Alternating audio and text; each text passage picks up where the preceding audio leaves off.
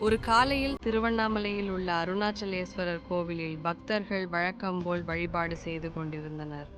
அந்த நேரத்தில் திடீரென்று வானம் ஒளியால் நிரம்பியது. அந்த ஒளிக்குள் இருந்து மகாதேவன் சிவபெருமான் தோன்றினார். கோவிலின் மீது உயரமாக அவரது தெய்வீக உருவம் பிரகாசித்தது. அதைக் கண்ட பக்தர்கள் அனைவரும் ஆச்சரியத்துடன் கைகளை கூப்பி வணங்கினர். சிவபெருமான் தனது கரத்தை உயர்த்தி அனைவருக்கும் அருளாட்சி வழங்கினார்.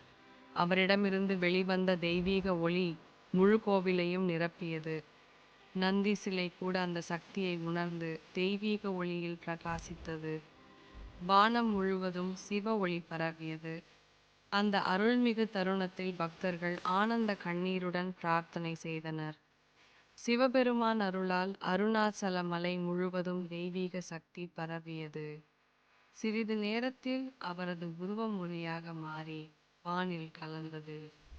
ஆனால் அவர் அருள் அந்த கோவிலிலும் பக்தர்களின் உள்ளத்திலும் என்றும் நிலைத்தது. அருணாச்சலேஸ்வரர் அருள் எப்போதும் உலகை காக்கட்டும். ஓம் நம சிவாய.